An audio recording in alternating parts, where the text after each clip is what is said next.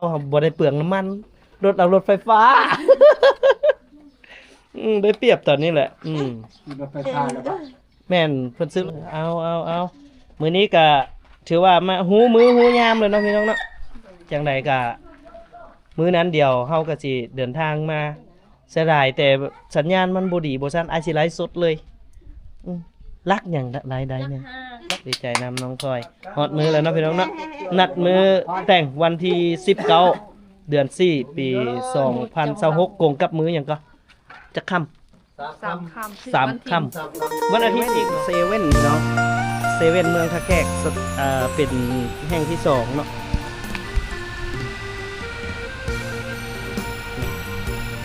เซเว่นท่าแขกจะเป็นเซเว่นแห่งที่2ของเมืองท่าแขกเนาะแห่งแรกก็คืออยู่แคมป์ของไปเข้าไปเข้าไปเลยเลือกเอาขึ้นยังนี้ตกกระต่ายเดี๋ยวขึ้นโอ้เย็นครับแต่อยู่ขึ้นซื้อยังเพิ่มฝากซื้อยังเพิ่มฝากท้ายโอ้อันนี้วะเอาไหน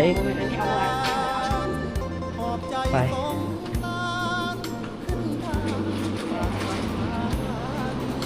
เอาตัวไหนอีกลูกจำมันเป็นแฮมชีส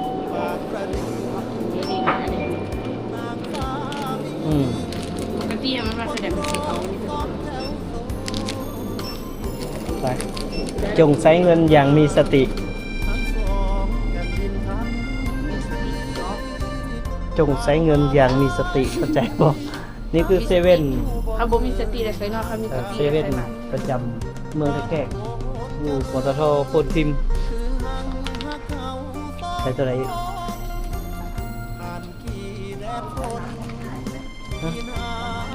เจ้าน้ำหน่อยตื่นทันแล้วกินใส่เจ้าสัตว์อะไรกินฟิชโช30,000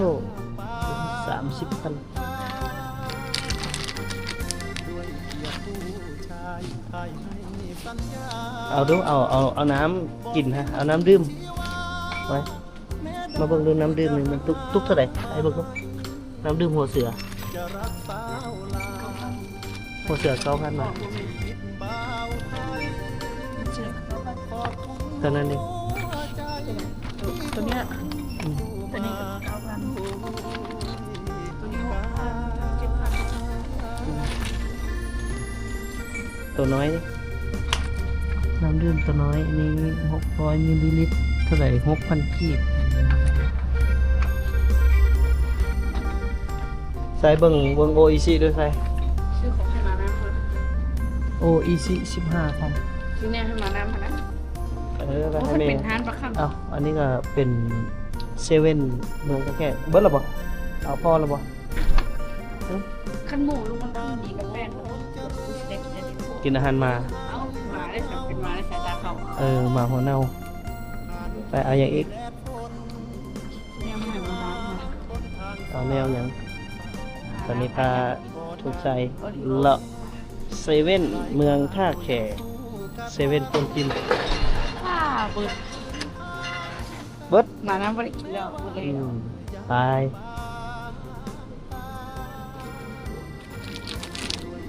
พี่พ่อแม่เรามากินน้อยมาแล้วอันนี้ไปพ่อแล้วบ่บริสุทธิ์น้ำใช่บริสุทธิ์น้ำไปจ่ายเงินบันตียืดโดนบ่ได้นะลูกมันต้องให้ขู่ปลาแต่ยิ่งกลัวยืดโดนบ่ได้ยืดโดนบ่ได้พอเปลืองเงินว้ายมันยังบ่ยอมอยู่มันเสียเนี่ยแต่มันยังบ่ยอมอยู่นี่พี่น้องเมื่อยนะมันละมันสะใจขนาดเลยน้ำเมื่อยแห้งเนาะมันร้อนคนละโลกมาอีกโลกหนึ่งมันบ่ อีพ่อแล้วคนละโลเข้าไปแน่เงินเหี่ยไปพริบตา มันทำให้เงินอีพ่อหายไป เอาปตทพี่น้องเอ้ยมื้อนี้บ่ได้คำมาเติมน้ำมันอยู่มาแวะเซเว่นปตทเซเว่นโพนพิมพ์เนาะกะราคาน้ำมันก็คือน้ำมันกระส่วนหรือว่าดีเซลเนาะกะ 51,390 กีบตกเป็นเงินไทยกับประมาณอยู่75 บาทปลายๆพี่น้องแล้วก็น้ำมันแอดซังหรือว่าเบนซินเนาะ41,790ก็ตกอยู่ประมาณ60กว่า60 บาทกว่าพี่น้องนี่คืออัปเดตราคาน้ำมันวันที่6เดือน4ปี2026เนาะเอาเดี๋ยวเราออกเดินทางต่อพี่น้องน้ำมันก็ขึ้นน้ำมันลงน้ำมันก็ลงเอาใส่โอ้ยบังโอ้ยอีพ่อฮ้อนเข้าใจปะเอาปวดนะ มึงบีบล็อกค้างไว้ซื่อ ลอกค้างไว้แล้วมากวนพ่อฮะอีพ่อฮ้อน เห็นบ่พ่อเห็นบ่พ่ออยากได้วิตามินเนาะ โอ้วิตามินตอนเที่ยงย่อม ออกเดินทางไปหาแม่อุ่น ไปหาแม่ เติมเต็มหาความสุขเติมเต็มหาความทุกข์อีพ่อ ทำไมถึงทำกับฉันอย่างนี้ฮะทำไมถึงทำกับฉัน เอ้าคนกินแซ่บเนาะ ลายทงไซพี่น้องอย่าสุดเสื้อทงไซและทงไซนี่เป็นคนที่กันลั่นปิ้นปั้นเว้าว่าสิบ่ซื้ออย่างหลายอยู่ในเซเว่นแต่พอเพิ่นเข้าไปแม่อันนี้ก็ชอบอันนั้นก็ชอบ บ่นี่ โอ้อันไหน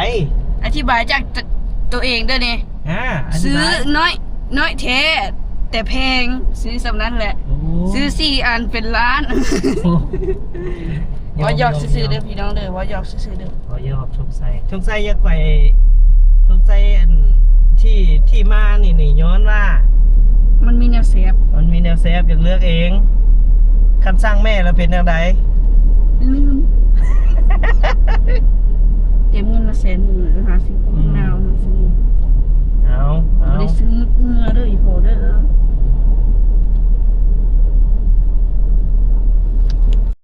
หลังจากที่พาทุงไซไปละลายซับอยู่เซเว่นมา มาแล้ว มาครับ เซเว่นวะ สบายดี สวัสดี เป็นยังไงเอ้าเมื่อยเป็นตะกร้อง เมื่อยเลาะโมเมนต์เมื่อยซื้อเครื่องนะ โอน ในนี้ในวันนั้นเป็นบางน้ำกับพี่นี่ซื้อมา เรียบร้อยมันบอกเบิดเงินแล้วมันบ่ เบิดเงินแล้ว เงินบ่พอเฮาอยู่ไปไผอีก เอาอีกแล้วมันบ่พอจะเคลื่อนแล้วพอหำบ่พอ ไปละน้อยลงไปบอกเขาจะเอาเครื่องขึ้น เดี๋ยวหลังเป็นการแทนตัว เอ นี้ อเขาเลยเฮ็ดมาเป็น10 ปี เขาก็ยังได้หนี้คือเก่า เอาได้เพียงไหนเครื่องเพิ่น เกิบไม่เกิบแล้วก็เครื่องผู้ชายแน่ ใส่น้ำมัน หลายอย่าง 15 ลิตรแล้วมัน8-9 แสน ใช่แล้ว โอ้ยตายอันตรายว่ะ บ่ไหวค่าน้ำมัน บ่ไหวแท้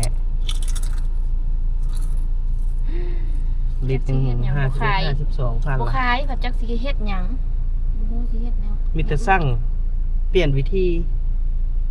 คันลงมาเองแล้วเงินซ้ำ4-5 ล้านแล้วใส่น้ำมันแล้วเบิดแล้ว แม่ อันตราย ลืมพาละน้อยไปสร้างแว่นได้นี่มีบ่ตัวเขาตัดแล้ว ก็เบิ่งไปเบิ่งกัน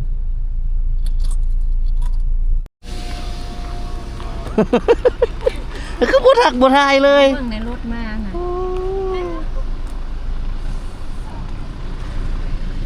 หยอกกับผู้สาวหลาย เทื่อนั้นแหละเขาจุดปุ๊บรถก็บ่เบิ่ง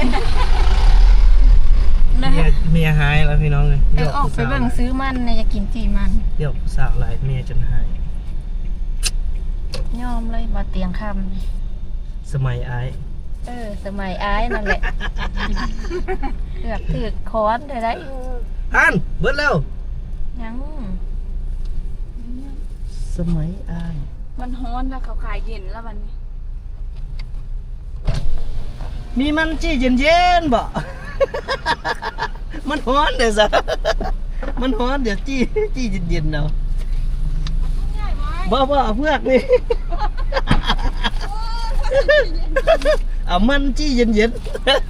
คือเอาน้ำที่เย็นๆจะออก ๆเอาเท่าไหร่ ขายเท่าใด ขายนั่นเลย ของหัว5,000ก็ได้ หัว5,000 เอาซอง เอา2ซะ เอามาพอดินจอกนึงเด้อ มาพอดินจอกหนึง เอามาพอดิน10,000 พอดิน10,000 ขายเนี่ยได้เอาเงินมาแล้วเอาของไป มีอันน่ะ OEC บ่แม่มี OEC บ่แม่ ฮะ OEC ถ้ารีบเอาไว้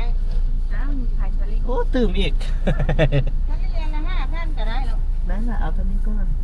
เอาน้ำ OEC ได้ไหม เอาน้ำเอาตุ้งใหญ่ป่ะ OEC โอ้ยสิ โดย 2 OEC 2ฮะ 2 น้ำธรรมดาเขาได้คือบ่ซื้อตุกนึง น้ำธรรมดาตุกเยอะอีกตุกหนึง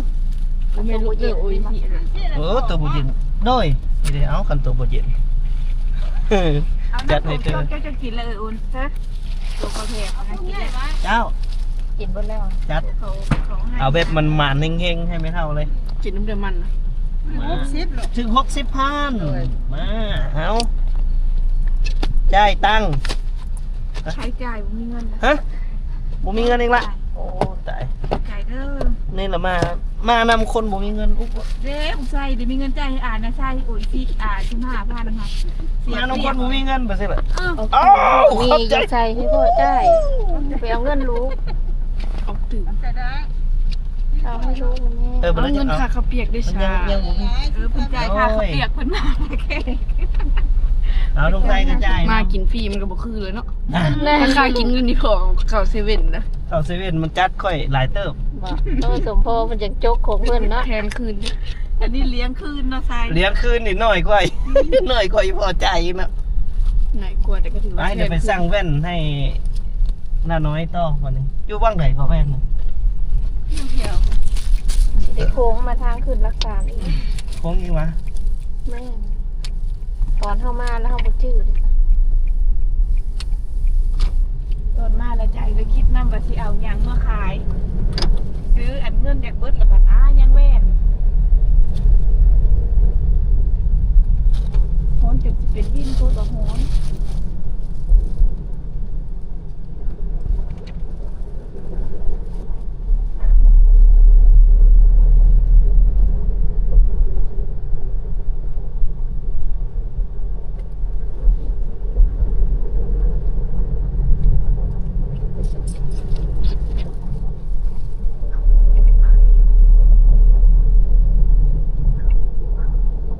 แดกโซ่มาใส่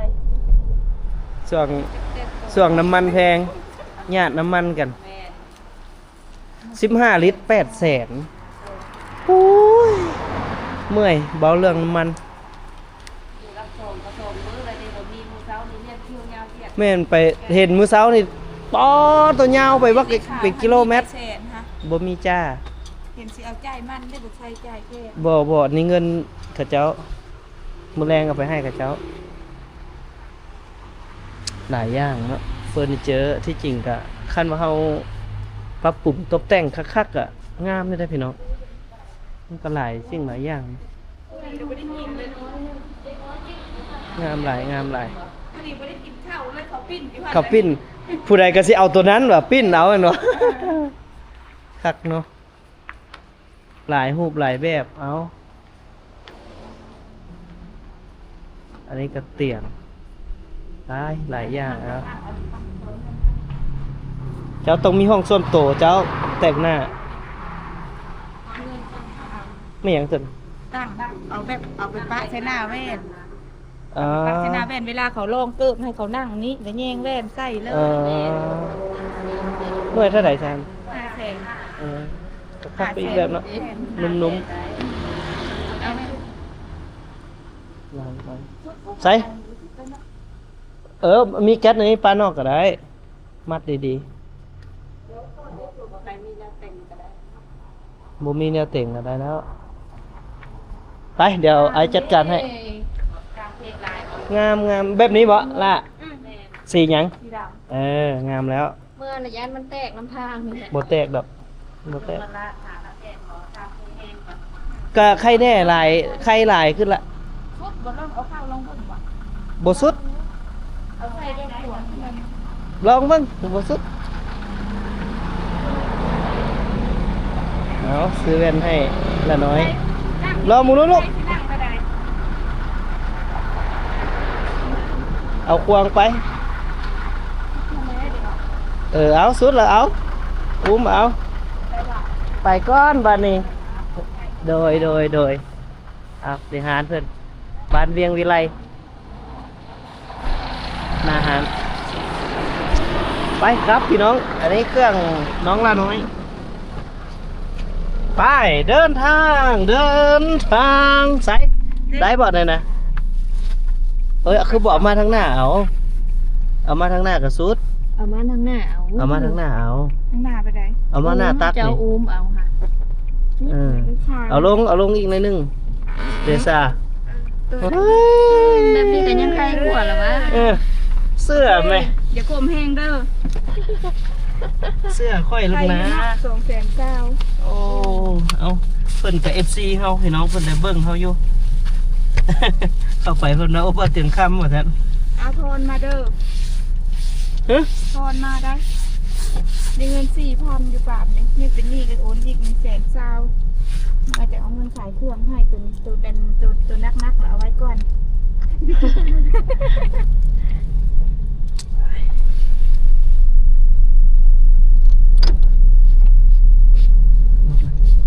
บ่ต้องไปหาตัดยากเนาะคู่มือนี่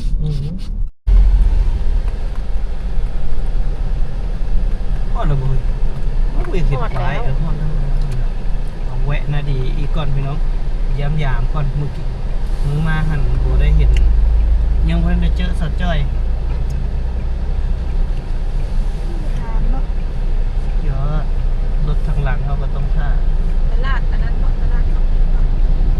เขาไปขายพุ่นเบิดไหมว่า ไปพุ่นเพิ่นละ เขาไปขายอยู่ทางหลัง ทางแล้วพุ่นละเนาะ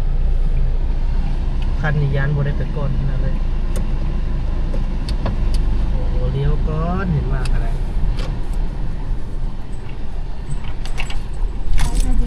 4 โมงแล้วนะ 4 โมงไปออกมืออึ๊บมาถามข้าว สาวลาวว่าเป็นจังไดหนุ่มไทยมา รู้สึกยังไงบ้าง ดีใจไหม ขอโทษที่โบได้ไปฮับ เพิ่นมาเองเพิ่นเอารถมาเองสงสัยสาวจ้อยอยู่ห้างหมดเลยเนาะ น่าจะอยู่วางจะบอก ไปแล้วบอกต่อไปแล้ว ไปแล้วเห็นแล้วโพสต์ลงผ่านเขาจะเอาไป เอา ไปปัว คนเป็นชื่อปิ่งไปปลูก ลูกไม่เท่า ไม่ได้มาลาดหรอก ไปบอกไปทัก น่า แก่ จะไปทักแค่ตัว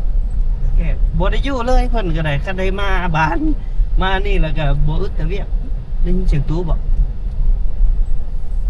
หรือว่าสักจอยกับไปน้ำประจักษ์เราก็ได้ไป ไปนั่นบ่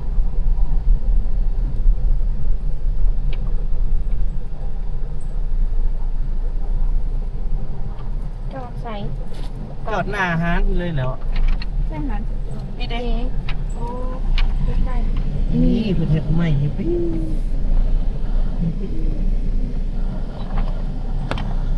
อยู่ เอาลงไปกวดสอบมึงนี่จะอยู่อยู่บ่ กดบึงกันเอ๊บคือฮ้อนแถวบ้านนาดีนี่ บ้านนาดีคือฮ้อนแท้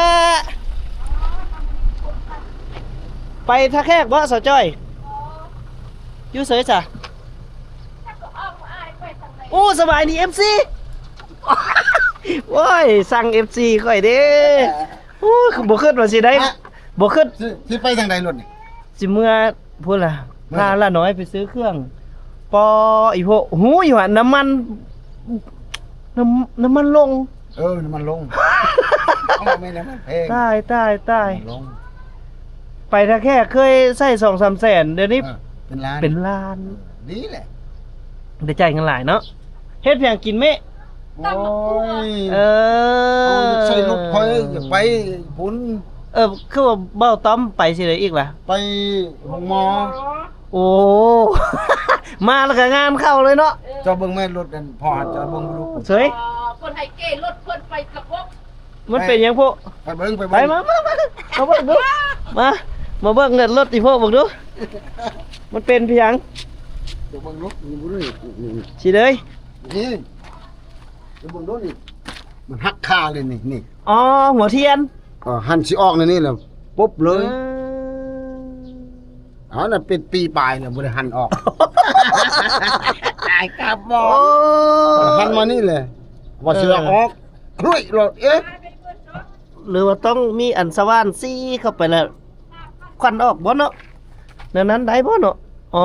เบิ่งเอาโพเบิ่ง โอ้ มันเก่าแล้วโว้ยมันเลยฮะ ก็เป็นปีปลายแล้วเอ้ย แสดงว่ามันแม่ว่ามันติดบ่ได้แล้วแมันบ่ มันติดบ่ได้ มันเบิดแล้วแหละว่าเพิ่นสิเปลี่ยน สิเปลี่ยน เพิ่นสิเปลี่ยนหัวเทียน เปลี่ยนหัวเทียน เบ้าสุกเคยเฮ็ดฮักบ่ซี่น่ะบ่ฮู้ว่าเราเฮ็ดแนวใดออกเดี๋ยวสิถามเราลองเบิ่งเออ มื้ออื่นให้เรามาเฮ็ด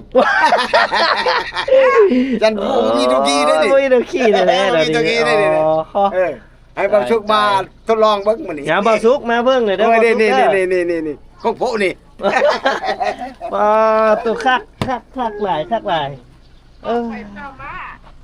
ฮะอันเลิกก็มิ เข้าไปพามาไว้เดี๋ยวนี้ จังหน่อยก็เมื่อเลยเนี่ยไปเฮ้ยเจ้าจ้อยเพื่อนวัฒนาพุ่นบอก แม่นว่าออกนี่ เอาเดี๋ยวเขาจ้างเงินไปเลาะหา รู้จักรถกันเนาะ เพิ่นมาแต่ไทยเพิ่นไปเฮ็ดเวียกไทยมา2 ปีเพิ่นได้ทุนหน่อยนึงแล้วเพิ่นแล้วมาตั้งร้านอยู่ลาวไปสู้ชีวิตอยู่ประเทศไทย มีอันคนตายอยู่สวรรค์เขตบ่มันนำคลิปมันทำ5ญาติตายหมด2 มื้อใด เห็นนำคลิปบ่ตั้งมือใดมัน หลายมื้อแล้วติ เอาผู้ชายได้บ่มันมีผู้ชาย2คน โอ้เบิ่งเด็กน้อยเห็นบ่เตียงมา เห็นบ่เตียงมาแล้วยั่วๆมาแล้ว บ่จบมื้อนี้บ่มีขนมเด้อ มีในแจกมัน บ่มีแนวแจกเด้อมื้อนี้ไปแล้วเด้อ ไอ้ตาสงสารนะพี่น้องก็ได้กินอยู่ดอกเห็นอัน FC โอนมาให้น้องจ้อยอันเลี้ยงเด็กๆดูอยู่ มาบ่ได้มาบ่ บ่ได้มาเอาเดี๋ยวเลาะเบิ่งเลาะบ้านอีกจังหน่อยหนึงก่อนเด้อพ่อเด้อเอาฮอดบ้านสักจ้อยเปมาถามเด็กๆก่อนมื้อหน้าจะกินเด้อมื้อหน้าบ่เตียงจังหาเตรียมขนมมาให้กินเด้อป้าตเห็นบ่เตียงมาแล้วต้องมีขนมด้วยแหละเนาะไปโอกาสหน้าเนาะบ่เตียงสิซื้อโตขนมแซ่บๆมาให้กินเนาะ2 4 6 8 10โอ้ยอยากกินขนมพี่น้องเลยเอาไว้โอกาสหน้าก็อยากเลี้ยงเด็กๆอยู่ดอกแต่ช่วงนี้สปอนเซอร์น้อยสปอนเซอร์บ่เข้ามาเลยบ่เตียงก็เลยบ่มีเงินซื้อขนมให้เด็กๆกินแล้วนอกจากว่าเงินเดือนออกแบบเวลาเงินเดือน YouTube ออกเหลือเล็กๆน้อยๆบัดนี้ก็ดำ4-50 พันดำแสนจังซื้อให้ถ้าเพิ่นกินกับเงินตัวเองนี่แหละเนาะเดี๋ยวนี้บ่มีสปอนเซอร์เลยเอาเดี๋ยวเลาะเบิ่งทางนี้อีกโอ้เงียบสงบดีขนาดเลย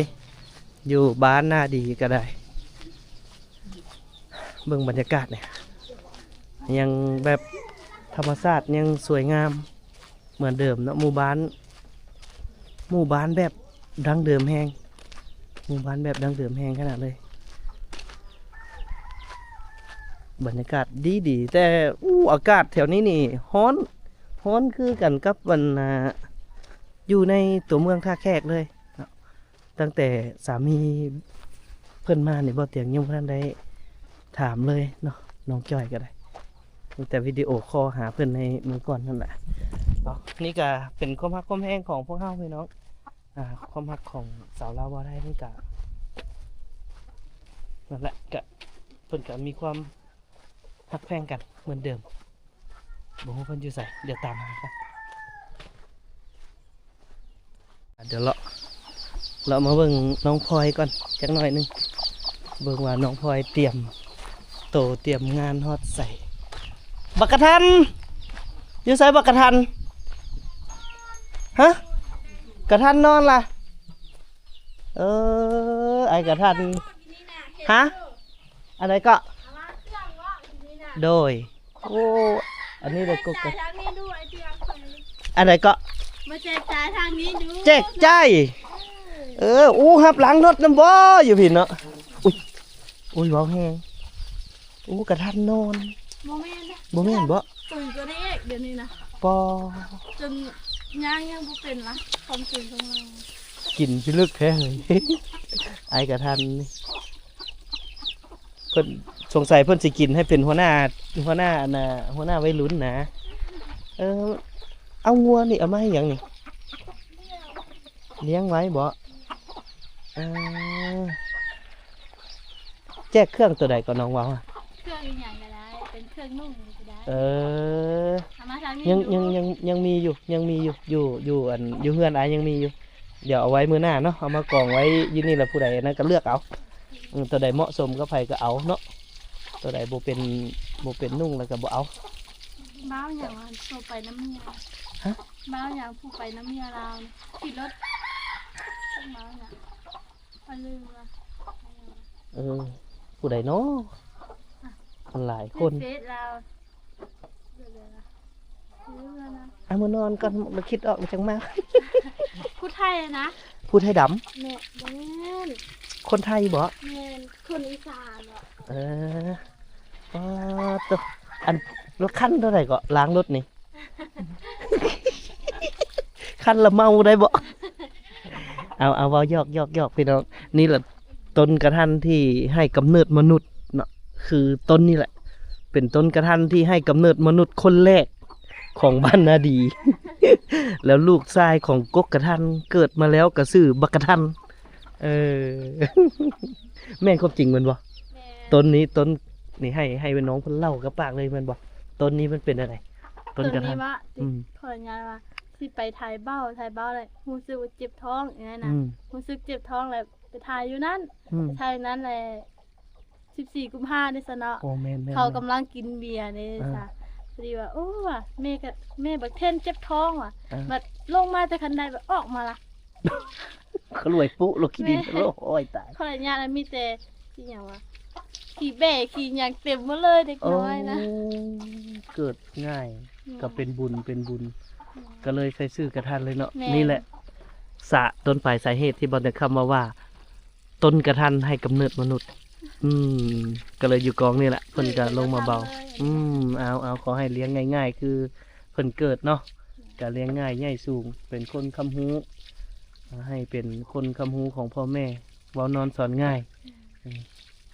ขอสำนี้แหละพี่น้องเอ้ยว่าเรื่องลูกไอ้ไปกันเด้อเดี๋ยวไปถามน้องพลอยก่อนเตรียมแล้วบ่ ไก่สิมาแล้วนะ ไกลแล้วเอาเดี๋ยวไปเดี๋ยวไปถามน้องพลอยก็ขับไก่ได้อน้องได้อไปเดี๋ยวไปหาน้องพลอยจังหน่อยหนึงเพิ่นเตรียมงานฮอดใส่ละมาพี่โซนทางนี้พี่น้องโอ้บ้านเฮือนเพิ่นนี่คักแฮงขนาดเลยต้นไม้สบายดีพ่อเฒ่าโดยอยู่ดีมีแฮงยังอยู่ดีมีแฮงเนาะอยู่ดีมีแฮงโอ้ยมาเบิ่งว่าเตรียมเฮ็ดฮีดเฮ็ดคองแล้วบ่หั่นนะบ่สบายดีทุกคน โอ้ยไปใส่เจ้าสาวไปใส่ละพบล่ะโอ้โหเด้พี่เปิบหมอจนดุงมาหาน้องพลอยพี่น้องเอ้ยโอ้ยสำบายดีอีกครั้งเด้อมาเจอ2 คน 3 คนอยู่อีเลยป้าตัวไอไปเอิ้นหาอยู่เฮือนวัฒนาจนคอสิแตกมาเฮือนน้องพลอยมื้อนี้เตรียมโอ้พอล่ามนี่ เป็นได้เขายังทัดตั้งได้ บ่เอายังบ่ ไว้ เดี๋ยวเลยจองไว้เดี๋ยวเลย จองไว้แล้วบ่ไว้ได้จองคิวเพิ่นอีหลีนะฮะเนาะ ไว้ค่ายเท่าไหร่วะเป็นพ่อล่ามนี่สิมาขออันสมมุติอันให้น้องนุ่งมาเอาลูกเอาเมียอยู่พี่ก็มีค่ายบ่จองให้เป็นพ่อล่ามมา บ่มีแหละ บ่มีเนาะแล้วแต่ใส่ขันให้เนาะ ใจเข้า ดองเดี๋ยวนี้ปะกิ๊บเดี๋ยวนี้ปะโอ้เอามื้อนี้ก็มาเตรียมหูมือแล้วบ่นี่บ่แม่มือใดเอาแหละเมะเพิ่นยังจักอยู่โอ้ยเจ็บหัวนํเด้ ขึ้น3ค่ำ เดือนหก ว่าแท่นก็ได้ เดือน6ออกไม่3ค่ำมันถึกมือใดวันที่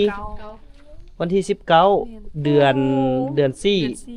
เอ้าแล้วสงกรานต์นี่ติ ชีวิตสงกรานต์ต่อเลย วิศวการแล้วเนาะ เบิ่งได้อย่าเฮ็ดได้เป็นหยังน้องกินทองน้องบ่สงครามย่านเปลืองตอนแทบบ่สาว ได้อวยพรเจ้าก็ยังดีหั่นน่ะโอ้ในงานดอกนี่เฮ็ดคอนเทนต์อันขอเมาในวันแต่งก็ได้บ่ได้อยู่เนาะขอน้ำได้ตัวนี้ขอเฮ็ดเป็นบทละครแน่ ขอเมาวันแต่งเฮ้ยเอาจังไดก็แสดงความยินดีกับน้องสาวเนาะก็ถ้าแต่งงานแล้วเป็นฝั่งเป็นฝาก็ขอให้มีความสุขหลายๆ ลำหายาแก้เชื้ออยู่ประปุกแขน บ้าไปเว้าแนวนั้นเอาอันนี้ก็ถือว่า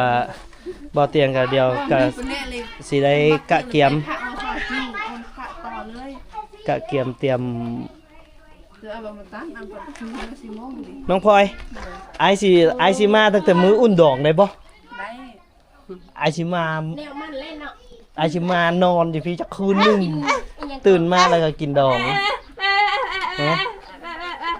ตื่นมาแล้วจังกินดองต่อสิโอ้ ว่าสิอันผักบัตรแต่ว่าบัตรยังทันพอ บ่ฝากก็ได้มาเอาอยู่พี่เลย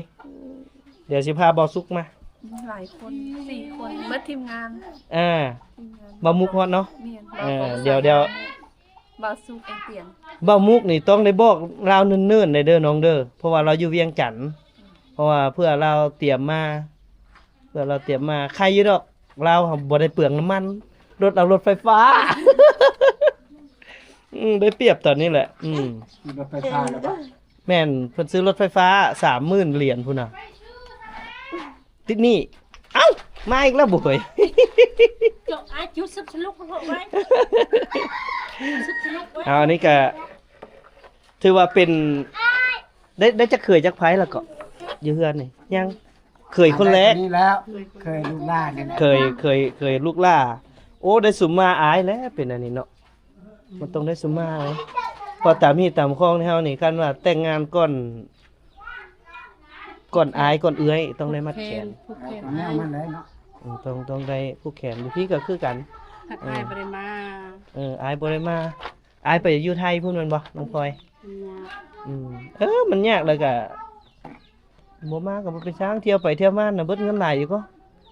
โอ้หลายหมื่นอยู่ได้เพื่อมานี่ก็เพื่อไปอีกเอาแต่งงานไปแล้วก็อย่าฟ้าวให้มีเบบีไว้เด้ออีหลีได้ยากได้หรือว่าเคี่ยวเอาบ่น้องพลอยหรือว่าเคี่ยวเอาบ่โจ๊ะไว้ก่อนเอาไว้อัน จะคำบ่นี่หั่นเจ้าบ่ โอ้ก็คักอยู่ได้เนาะโอ้ขนส่งของยูนิเทลเขาจะส่งถึงที่ดิพวกส่งบัตรบ่ส่งบัตรเติมเงินฮะรถไฟฟ้าอีกที่อันนี้นะเอามื้อนี้ก็ถือว่ามาหูยามเลยเนาะพี่น้องเนาะ